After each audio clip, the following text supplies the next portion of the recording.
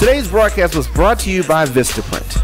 Create powerful promotions that are easy to design and hard to miss. With Vistaprint, it's easy to customize your business cards, marketing material, corporate gifts, calendars, stationery, and more with confidence, or get real-time design help. Visit RadioOnFire.com/Vistaprint to get $20 off any order of $40 or more. If you have a message to get out, you want it to be affordable, but you want it to look professional. Visit RadioOnFire.com/Vistaprint for $20 off today.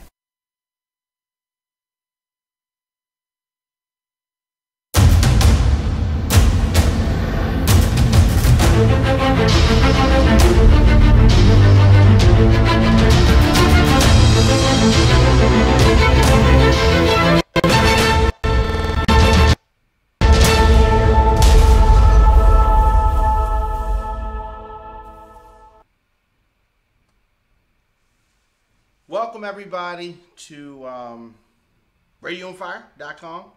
I'm Dominic K, joined by my father, D. Williams. How you doing? Good. Election night.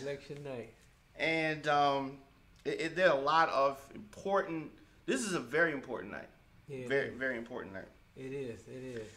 I want us to take a look at some of the key races here in Maryland as we're doing this. Polls been closed about 15 minutes, and we have a lot of things to talk about. Governor's race, one that a lot of people feel has been predetermined. What are your thoughts? What are your thoughts on the Maryland governor's race? You're right. I mean, most people think Hogan's going to win.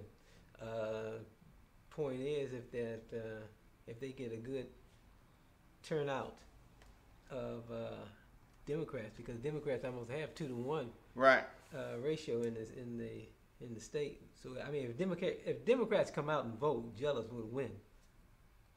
There's no question about it. But I don't know. But because then again, Hogan has gotten a lot of support from African Americans, surprisingly. Yeah. And so that's it's a surprise because this is a Democratic state, right? And Jealous he didn't have the money either to really campaign to hit those doors like they did in Florida and Georgia. How important is knocking on the doors? It's very important. Just like and to show you how important it is, Hogan, all of the commercials that you see from Hogan, and they're African Americans that support him, they say he came and knocked on my door. He came and knocked on the door of my restaurant. I gave him some chicken, and he ate chicken with us. So they said that he actually knocked on the door. Yeah, he came, and so he showed up where a lot of people don't, and that's the difference. I mean, it's you got to show up and show people that you care, and it shows you that it's just a little bit of attention, because most of the time they say, especially in Texas, where they haven't been getting a lot of votes from Hispanics, because Hispanics and nobody has ever come to the neighborhood. They don't even, and so so if you don't come, so making that personal connection. Hi, how are you doing? Vote for me. That's significant. Even if you disagree with the policies. Right. I met Dwayne Williams, shook his hand, took a picture with him. That carries a lot of weight in having you vote for that person. Larry Hogan said that a second term would look pretty much like his first term. His priorities are the same. He said aiming to make improvements in education, job creation, transportation, and infrastructure. Have you seen any of these things, the results of any of these things? Not really. I haven't. I haven't. If he is reelected, he will be the first governor, Republican, to win re-election since 1954. Wow. Ben Jealous, former national president of the NAACP. He would have been, or will be, could be, Maryland's first black governor. Mm-hmm. I don't think people talked about that enough. Yeah. I don't think that historic thing, his team didn't push that. Mm-mm. That's not something. That's something that I knew, but it didn't really sink in until today. For me. What do you mean? It didn't really sink in that he could potentially have been the first. Oh, okay. Like that didn't sink into me because it wasn't something that they really talked about. Right. It wasn't something that they really talked about, and I think that was to his detriment. Yeah, because he should have been talking about a little bit of everything when things weren't sticking. Yeah. You need to get controversial. You got to throw it out there. Let people know I'm going to be the first black governor of this state, and my interest is going to be for you and your children for the first time. All those things. We talked about how he handled the communist, socialist comment. Do you think he handled that incorrectly? Yeah. I would have, because he said he ran from it. I'm not a socialist, and I would have embraced it and said, well, if socialist means getting more money for the schools, if socialist means building and protecting social security. Yeah. If it means getting $15 raise hour for minimum wage workers, I'm a socialist. That's what it means to you. Then those labels go. Whatever label you want to call me, but that's what I'm going to be doing. Yeah, and he, like you said, he ran from that. He ran from. He ran from. You gotta, you flip it. This is what this president does. He just flips everything. And you don't internalize it. You just throw it right back at them. Throw it right back.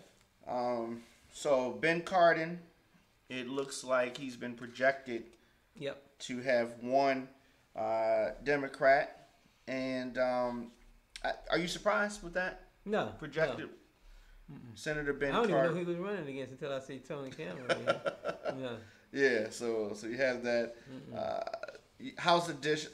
U.S. House District 6, David Trone owns a wine store chain, national. And this is the only open House seat here in Maryland. So it's interesting because a lot of these races were not, I don't know, they weren't as mainstream as I think that they should have been. But it takes money. Yeah. To pump it out and to get people excited and talking. And what Donald Trump was able to do, he never probably even paid for any advertising because he created so much controversy. Right. And they wanted to talk about him. And so that's what you have to do. You got to get people to talk about you then. If you don't have the money. That's why I said with Jealous, just said, I'm a socialist. If that means creating jobs for people. And that would have got him a lot just of saying press. I'm a social. He get more publicity than he's getting now. And he wasn't gonna lose any votes because once you explain what your definition but your definition may be different from mine. But mine is getting jobs for people, getting the school system in order. Yeah. Getting the finances going. So they just they run from it and they scared. As for the Maryland Senate, voters decide who will serve on all 47 Senate seats. Right now, the makeup is 33 Democrats, 14 Republicans here in Maryland. The Maryland House, all 141 seats for the House of Delegates are being decided. 91 Democrats, 50 Republicans, that's the makeup. Democrats need to keep 85 seats to have 3/5 vote needed to override any veto from whoever the governor is. And I just heard about that, the Drive for 5 today on the radio, which would, they want to get at least 5 Republicans in there to control that veto vote. veto override Right. that the Democrats would have. Right. Definitely. And Jeremiah says you got to do the footwork as it relates to campaigning, which is important. That is important. Republican Craig Wolf is challenging Brian Frosh for the Attorney General position, and Comptroller also something that is in the running. The ballot question. A constitutional amendment that would require casino revenue set aside for schools to be used to enhance education spending above state funding formulas is on the ballot. They had this tricky little formula. It's always something.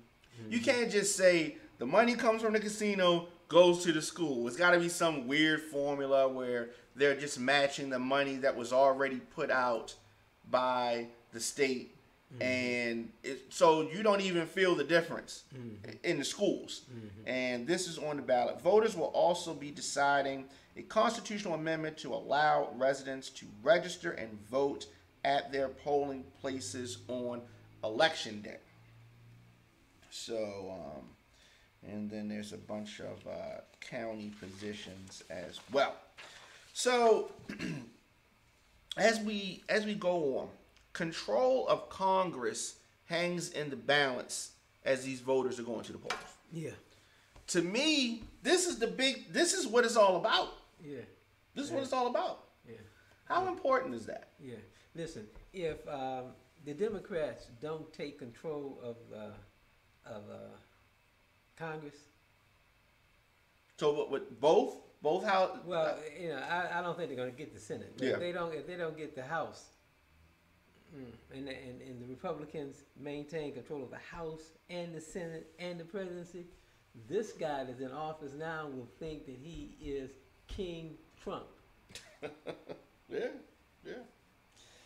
I mean, and he will act like it. Yeah, he'll act that's like why it. he gonna, yeah. And a lot of them will fall in line. Yeah, they'll fall right in line because they're going to say, well, the people want it. The people agree. And they'll agree. And he will be outrageous. Outrageous. Even more than he is now? Oh, please. Absolutely. Yeah, so it is, there's some key races around. And Republicans are not Republicans that I remember the way they are right now. Well, you're talking about back in the day of Obama when they were fiscal conservative, concerned about the deficit, and concerned. This is a Trump. They need to change the name from Republicans to Trumpkins. Trumpkins. Yeah. So here's the thing. And he talk about it. If we haven't learned anything from 2016, they talk about the polls a whole lot, right? Polls. What are polls? Polls are just, they're calling people up and asking some questions. I saw one poll that they actually talked to about 500 people, right? But they had to make over 15,000 calls to get that 500 because a lot of people didn't want to talk. A lot of people ain't answering the phone. What is this number? They're not even answering. Right. So how reliable are polls? Right. Well, you can see because look at 2016. They said Hillary's going to win, and the polls, and no. And then also you have to take the people are telling you the truth. That too. On top of that too. Yeah. Who did you vote for? I voted for Hillary. They voted for Trump. I can tell you anything. Right, and there's no incentive for me to tell you. So as we're seeing this, this just coming in. I was wrong. 825. But it's only so. I don't even know. Can we go with that? It's only 11% in. And did they project him as the winner? Yeah, projected. But projected. We're talking about Hogan. Yeah. So we're talking about Hogan, Larry Hogan. So only 11% of the vote is in. I don't really want to call that yet. if it's projected, 11% in. Still too close. That's when they say too close to call. So they've been talking about Trump's approval rating hovering in the low 40s, right? Mm-hmm. What is that based off of? What are you basing this? Did anybody ask you ever for your approval of Trump? Mm-mm. No. They didn't ask me or anybody that I know. How do we know if that quote-unquote approval rating is accurate?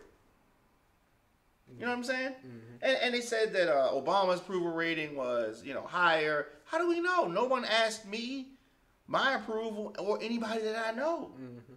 So what were they basing that off of? Those 500 people that you're talking about. Right. So it is, tonight's going to be very interesting. The governors, a lot of people don't know how important the governors are to this whole mix. Mm-hmm. Especially when it comes to the presidential election. The governors are controlling what happens in the state. President needs, or potential presidents need to follow rules that are set up in the states to run their campaigns and to do different things. As far as the Congress, they are going to be the ones to help with appointments for the president, judgeships, these type of things, and a host of other things. They're supposed to put, I don't want to say a muzzle, but a check to be able to check the power of the president. Mm-hmm. Because they're supposed to be equal branches. Right. But he doesn't roll like there's an equal branch. No.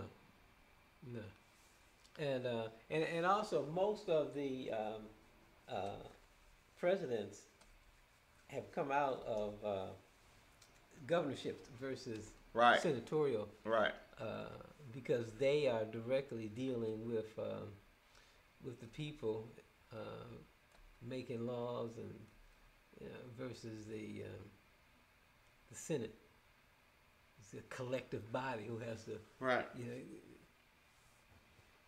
has to individually do things. So we're just looking at some of the returns. Right. Florida's too early to call. Georgia too early to call. So this could be a long night. This could be a long night. So there was a story that I saw that I thought was very interesting. This New Jersey poll worker has not missed an election in 79 years. Hello. And you can see her right there. That is her. Poll worker. She will turn 98 years old next month. Look at her. She don't look like has not missed an election in almost 80 years. Laura Wooten of Lawrence Township still has a job at Princeton University where she checks students' IDs in the dining hall. And she took off work today to serve as a poll worker for her 79th year. She has not missed an election since Franklin Roosevelt was president. Unbelievable. Yeah. Since FDR. Franklin Delano Roosevelt was president. Mm-hmm. Dad, she hasn't missed an election since before you were born. Yeah. Before you were born. And this includes last year when her brother passed away the day before Election Day. She was unable to get a ride, and she walked to the polls. That's my kind of chick. Yeah. So she had a quote, and I want to read this. So she said, "Voting is very important because if there was no voting, a lot of things would still be the same."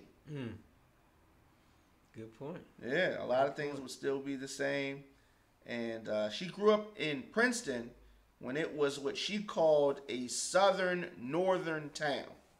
Schools, hospitals, movie theaters were still segregated. The ballot box changed this, she said, and that's why she votes and that's why she works at the polls. Wow, that's powerful. I mean, that paragraph. Yeah. When she says that she grew up in Princeton, New Jersey, and the movie theaters were segregated, the hospitals were segregated, and the only thing that changed was the ability to go vote. But people say it's no change. Their votes don't matter. This lady is a living testament that your vote does matter. Even if it doesn't go the way you want it to go. Mm-hmm. You know what I mean? Mm-hmm. Yeah. And yeah, that's good. And then, another thing too, that I think since Trump has come in, you're going to see more candidates, I think, be more independent. For instance, when Obama was president, they would talk about the fact African Americans that he wasn't black enough. He wasn't supporting us. He helped the Hispanics and he helped the gays and he didn't help us.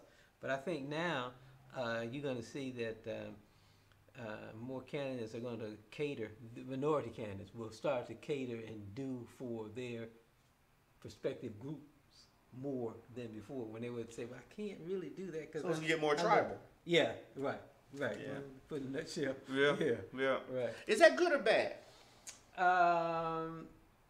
We'll find out. On a local level, it might be good, but on a national level, that's going to be difficult. Yeah, that's going to be difficult. But if you're making a national run and you put in, a person of Hispanic descent in a key position that really wants to help Hispanic people, that could be good. And, just like if you put an African American in a key position that really wants to help. I mean, when you look at somebody like, and I can't say this enough, when you look at somebody like Ben Carson, when I was in middle school, and I've said this many times, Ben Carson was somebody that we had on the wall. We had Martin Luther King, we had Malcolm X, we had a whole litany of great black Americans, and Ben Carson was like the new guy on the block at this time. Mm-hmm. These were when he had the pictures where he has on his, scrubs and, and the stethoscope around his neck, and it's just like, wow, he's a doctor, he's a brain surgeon, and to see how things have gone. Right.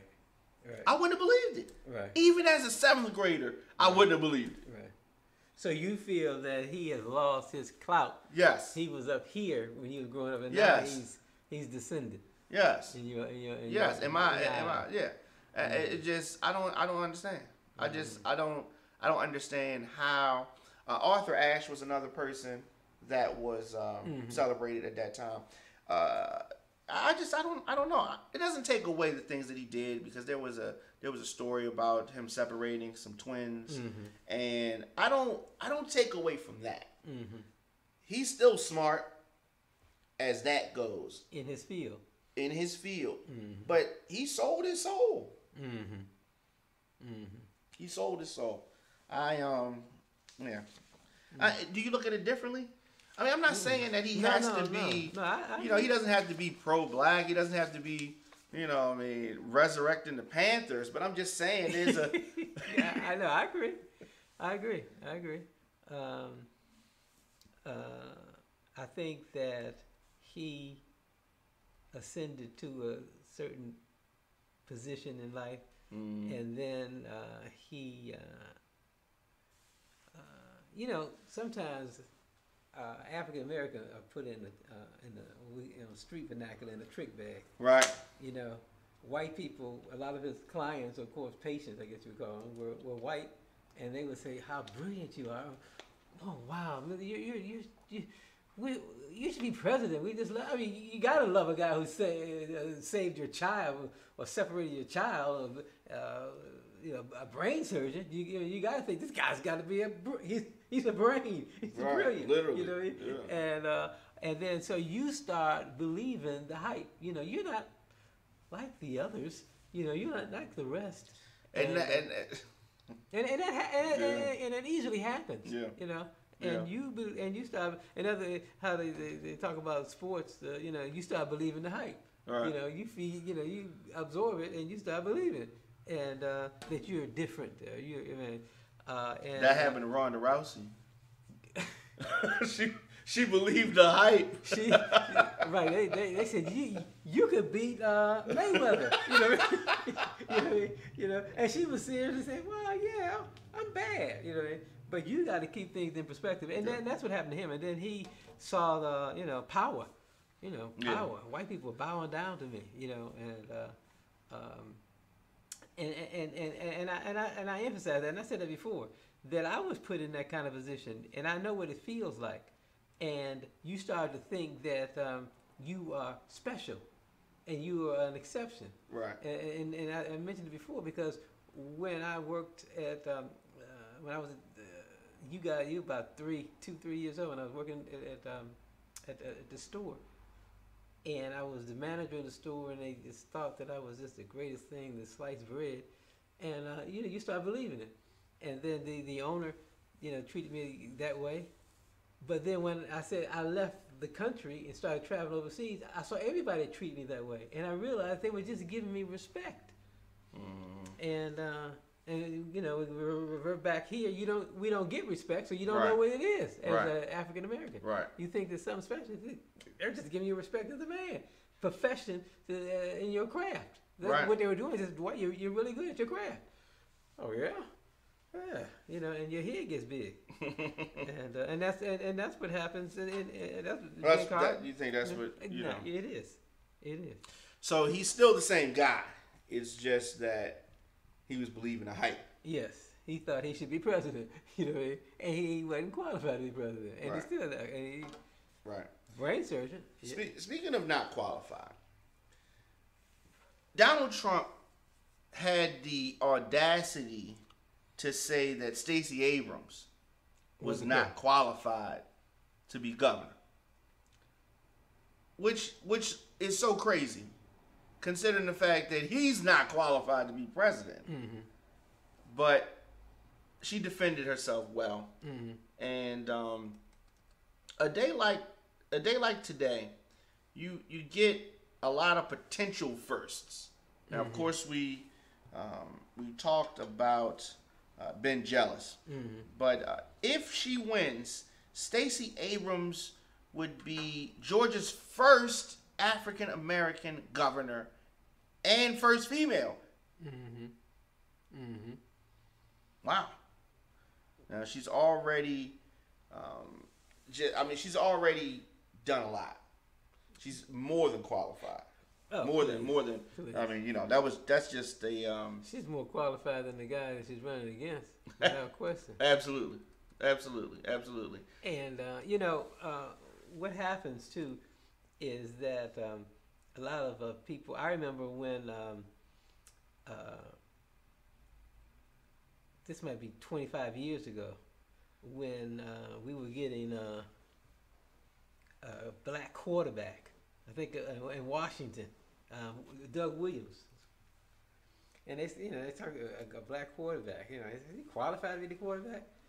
Is that what they were saying? Yeah, the black guy qualified to be a quarterback. Yeah, they questioned him, and then they felt like we were only to be on the line, right? And not. Yeah. And I said, but wait a minute. And I remember calling on the radio. I said, wait a minute. Jesse Jackson is running to be president of the United States of America. What do you mean is he qualified to be a quarterback?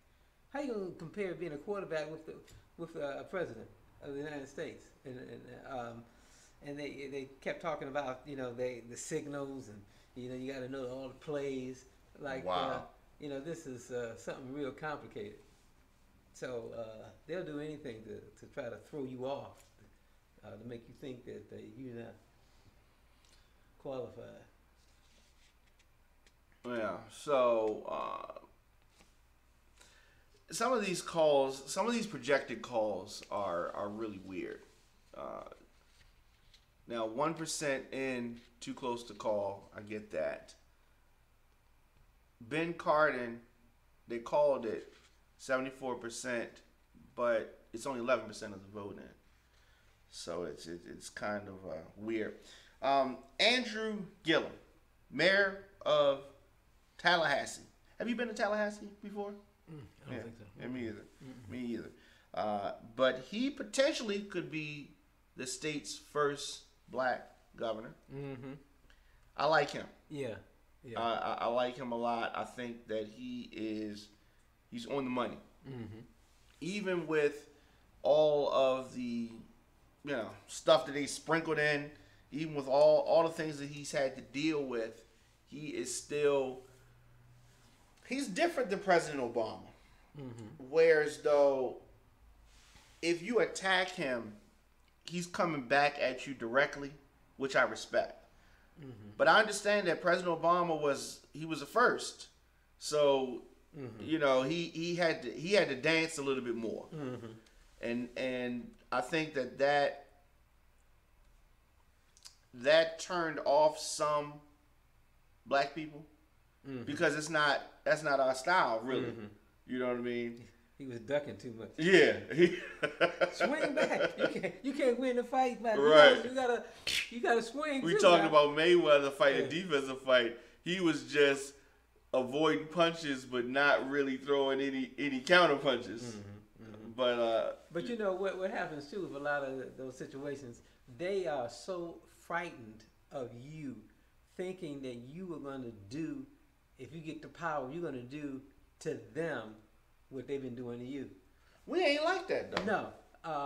When Harold Washington became the mayor of Chicago, white people in Chicago, the city council, I mean, they just freaked out.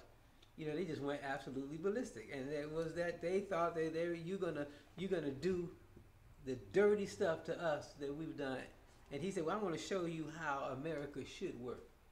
And I'm gonna. And he was a fair mayor. He got reelected. Yeah. You know what I mean? And but that's what it is. They scared that you're gonna do the same thing. And as you just said, that's not even our nature. It's not. It's not. It's not our nature at all. And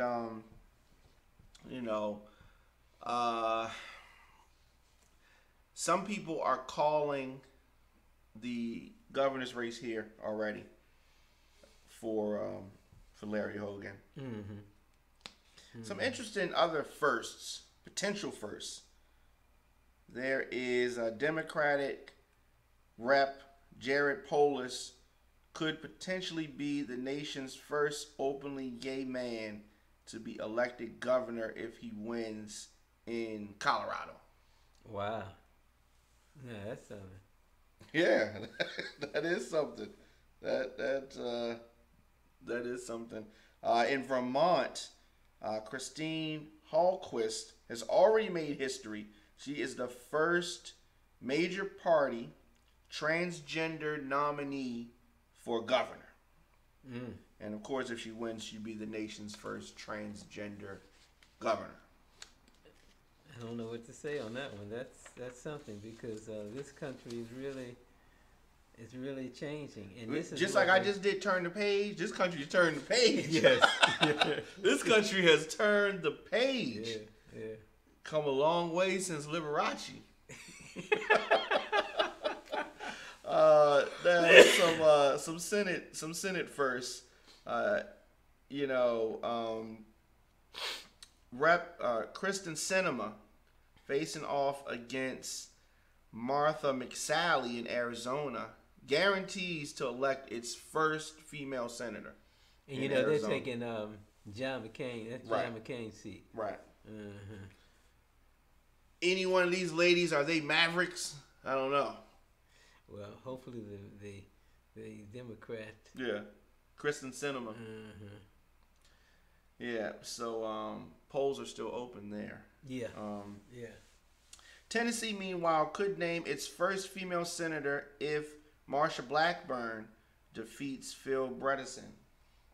What do you think about that race in Tennessee? I want Blackburn to lose. And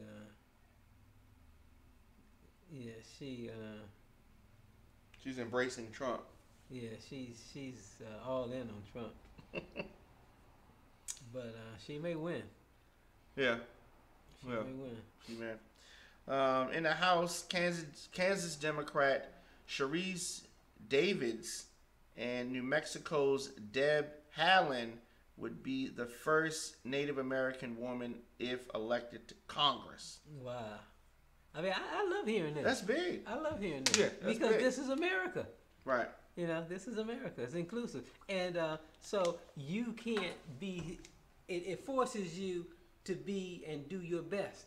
Right. You know, because I used to, years ago, challenge a lot of, when I was working in business and overseas, bringing underwear and manufacturing things, I would say that the only problem in America is that we only get part of the people, one segment of the population, white people, you know, in office and white people over here, but we don't know if they're the best. Right. Just like we used to have in football, used to have baseball, it's all white boys playing, but are they the best in the country? So yeah, this is important, and this is why we have to stay open. This is a country of immigrants. Yeah. Yeah. That's why we can be the best, because we're getting a melting pot of the best and making the best. So yeah, we got to keep it up. In Michigan, your home, Rashida Tlaib and Minnesota's Ian Omar would be the nation's first Muslim women in Congress. And Omar would become the first Somali American in Congress. Right, they got a large Somalian population in Minnesota, and of course they got the Muslims are very strong in Michigan. So yeah, I won't be surprised, especially in Michigan, if she gets in, because outside of Iraq, that's the largest population of Iraqis. In Detroit? Get out of here. I didn't know that. I did not know that. In Texas, Gina Ortiz Jones would be the first Filipina American in Congress. And California's Young Kim would be the first Korean American. Female. Wow, yeah, women are coming This up. is the year of the woman, for real, for real. For real, for real. And, of course, Alexandria Ocasio-Cortez is expected to be the youngest woman ever to be a member of Congress. Just turned 29. Wow, that's big. That's and see her being exposed to working on Bernie Sanders. It helped her. When his committee motivated it, and she can see it, the big picture. She said, I can do this, you know. Yeah. And that's why exposure is everything. That's why when you guys were younger, I wanted you to volunteer to do this and volunteer to do that, so you can get exposed, and you can see, wow, this is not, you know, it's not as big as I thought it was. But if you're not exposed, you see it on TV, it looks like it's wow, you know. Right. And that's good. That's good. Right. So at this point, 39% of the vote in Tennessee, Blackburn is up, but it's still time to go.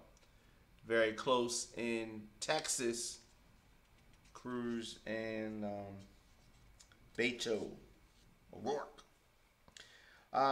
Never heard a name like that before. Yeah, that's his nickname, though. That's his nickname. I think his name is actually Robert. Okay, I like that better. Yeah, I don't know why he does the. Maybe his friends called him Beto, but what race tonight excites you the most? The collective Congress, the House. You know, because if they don't get that House, it's going to be, you know, we can get the governorship here and give it. If they don't get that House, that's going to be a no check on that guy that's in the White House. He got to be in check. Right. We got to smack him, you know, put him in check, and so that's collectively the most important to me. And you know, seeing Gillum and Abrams get into governorship is good, but that number one is the House. Yeah, so you're thinking about what this means, the future. Yeah.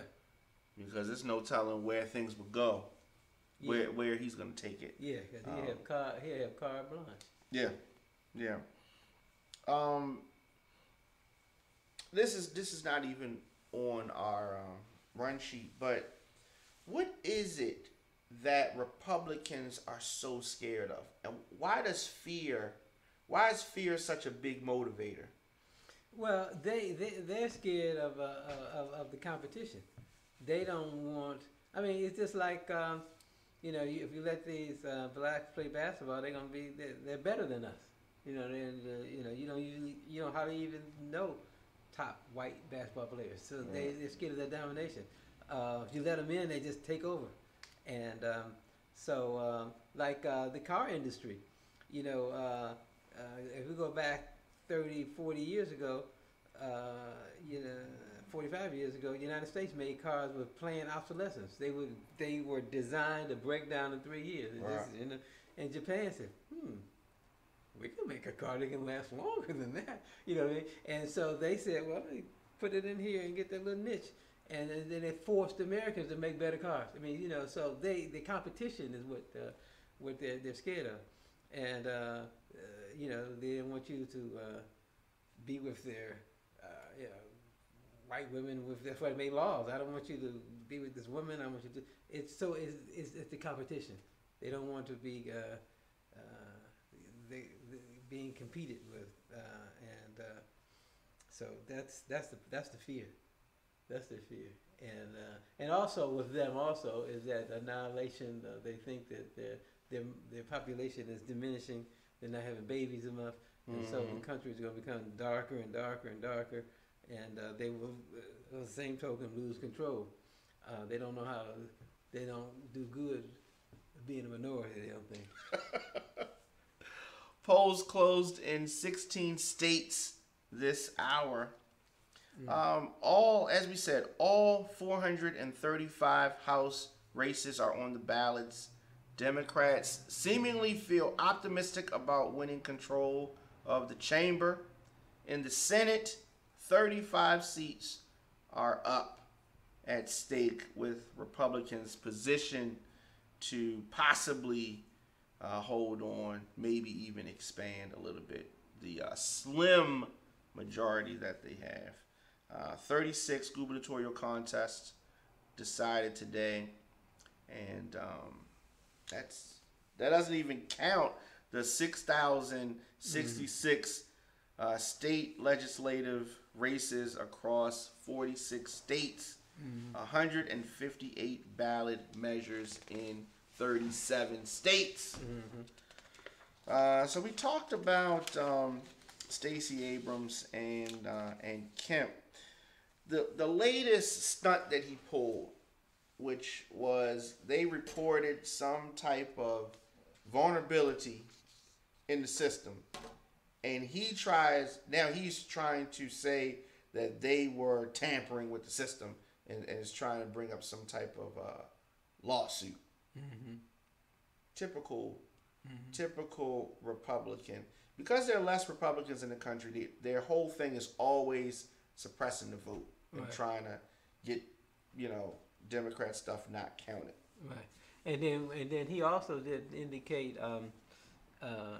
any proof of what he was saying. No proof. But they'll say that until after, if they lose, then they'll come up with something. They just want to throw it out there. I told you they had tampered with it before they even started voting. In case he loses. And because if there's a recount, he would be in charge of the recount. Correct. Yeah. And if they don't get 50%, he's gonna be in charge of.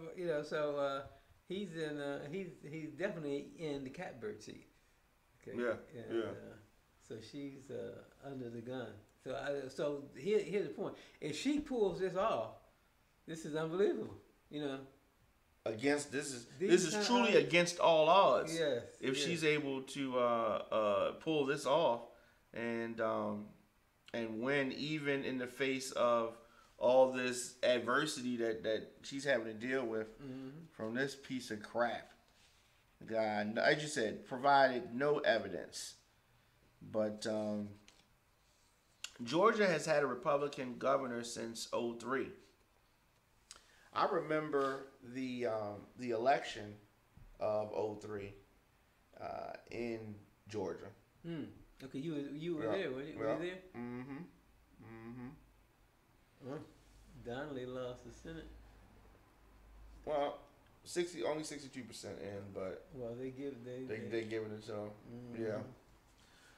So that's not good. That's not good. The thing about Trump that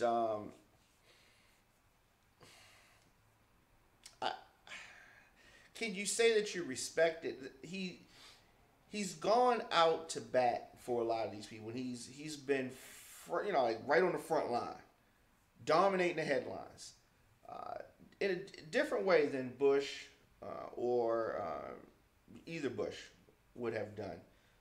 Does he deserve any credit for putting his self on the line? Oh yeah, I mean Donald Trump got big balls, no question about that. And it's all in, and that's why a lot of those gubernatorial Atlanta, Georgia, and Florida, he's going to force them to do anything necessary to win. Do anything. They'll do anything. So they'll cheat. They're going to do any. The key is just to win, not the betterment of this country, not the salvation of this country. It's just to win. So that's why Obama talked about we're fighting for the soul of this country. Determining whether we want to have one or we're going to be like you talked about Ben Carson. Did America sell its soul? Right. Right. And they might, because white people are fearful that things are changing. And if they don't do something, it's inevitable that they're going to have to really compete and not dominate. So, next poll is getting ready to close in about a minute. Mississippi. Joe Manchin retained senatorial seat. All right, so all right, they were surprised. Okay, good. Yeah, Joe Manchin knows West Virginia. Yeah, I've driven through West Virginia. Yeah, and unfortunately, I actually had to get gas in West Virginia. Not my town.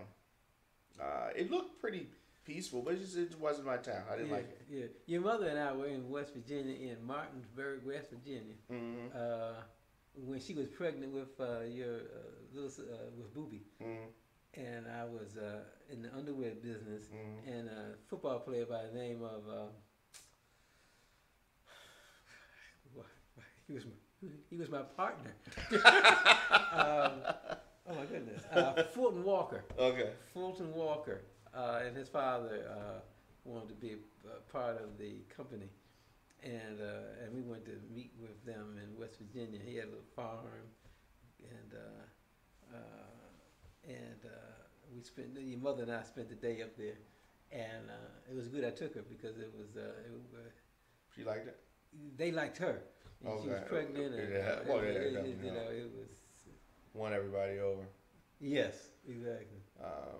So in Texas, that race is too close to call. Very close.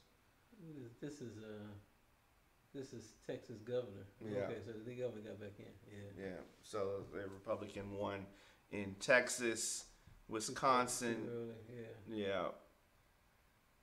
That's Scott Walker. Yeah. Who I want to lose. Yeah, I think he's gonna lose. Heidi Camp getting her butt kicked as it looks right now, but only 1%. Gillibrand. I did not expect her to lose, Gillibrand. Looks like Gillibrand is going to win. She just projected. We got to get some of these seats. Yeah, but with the projected win, it still can, some could still turn around. A lot of these races coming in. Who is this? John, I don't know. What? He. Senate. Minnesota, too early to call. Tina Smith. is who we're rooting for. So right now, Senate, Democrats 39, Republicans 44, 17 seats undecided. Well, these 17 will say what happens. It's not crazy for them to at least gain some seats. They may not turn the Senate over, but they may gain some. Well, I mean, if they gain two, and well, they need three. Yeah. Yeah. Because there's lost one. Because they needed two. Right. Now they need three. It's just, things are trending the other. Things are trending the wrong way. Tina Smith, incumbent, Minnesota. So, and then you got a place like California, where the polls are going to close at 11 o'clock. At 11 o'clock Eastern time. We're not going to know some of those results until the morning. And if we're lucky. Right, because they said that California is notorious in, she won.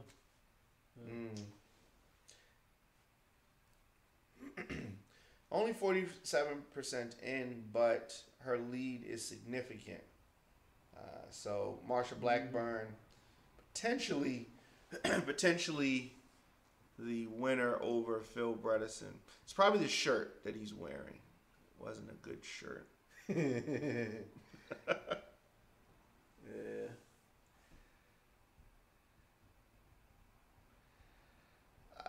This Florida race is very close. Still. Are they saying 96% in counts? No, that was in the county. Oh. Yeah, that was just in the county. Still too close to call. Miami-Dade, it's no way that DeSantis was going to win Miami-Dade. Right. If Gilliam's going to take anything, he's going to take Miami-Dade. Right. So, yeah. Broward, yeah. So, Miami-Dade, yeah. So, this race is going to be very close, and I think it's going to come down to, at least 3 hours from now before we find out the winner of that. 96% in. That's in Bay County. That was in the county. Oh, okay. Yeah, so they're doing a breakdown county to county as to right. You know, because if that was statewide, they would have. Oh yeah. Oh, he would definitely would. If it was 96% in, he's at 50%. Yeah. So right. That was it. Right. No word yet on Georgia's race, which we are watching intently for. And look at O'Rourke in Texas and Cruz. Yeah, that's razor thin right there. This is, I just can't believe that these races are all that close. I mean, it doesn't even seem logical. Wow. Heidi Heitkamp, 1% in, but Heidi Heitkamp's getting her butt kicked. Yeah. So, look at Cruz and him. They're like 50 votes away. 50 points separate. Yeah.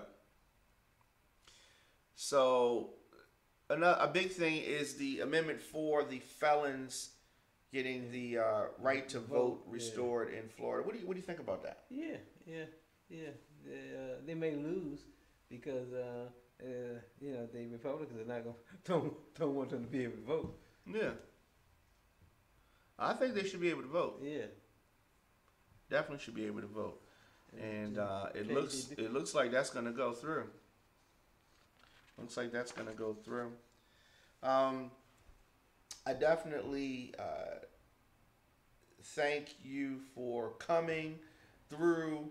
We're going to be watching all of the results all through the night. Mm-hmm. And all right, here's my predictions. Is that Gillum will win. Good. I hope so. Nelson will win. I think in Alabama, in Georgia, it's going to be a runoff. I don't think he's going to get. Nobody's going to get 50%. I don't think anybody's going to get 50%.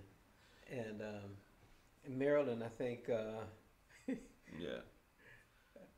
Our man's going to lose. Yeah. Broward County, 70% in. So he won Broward County, but there is still a lot of work to do. Yeah. What about in Texas? I think O'Rourke is going to get it. I really want him to knock him off. What about Espy? SB, I think they're not going to get 50. He's not going. I don't think anybody's going to be 50%. I think it's going to be a runoff. It's going to be a runoff. All right. So looks like Bob Menendez has been projected winner. However, only 14% of the vote in. I just don't. Well, we need him in the Senate. He's corrupt, but we need him. I don't know if he's a corrupt. He a friend, took him on a cruise. It's like those tickets that they said he took from the. If he's corrupt, what is Trump? If Menendez, he gave a friend. There's nothing. It's not enough. Yeah. Not enough. All right. So we'll be back next week, and we'll definitely know the results. Wow. We'll definitely know. Yeah. Maybe not California. Yeah. Maybe not California. Right. Because if you remember, in 2016. There were weeks later, and votes were still coming in. And I'm trying to figure how's the vote still going out. They said that in California, it could be a month before they know. They're thinking that a lot of people there. A week, yeah. Yeah. But they say it could be a month. It's a lot of people there, so yeah. I get it. But yeah. So thank you everybody for tuning in. Father and Son News Show Special Edition. Covering this election in this great country. It's exciting though. Yeah. It's exciting. I like it, yeah. But I'll tell you what, 2020, that's gonna be the one right there. You're right. 2020. So we'll see what happens tonight. So yeah. we'll be back next Tuesday and we'll analyze all of this. Right.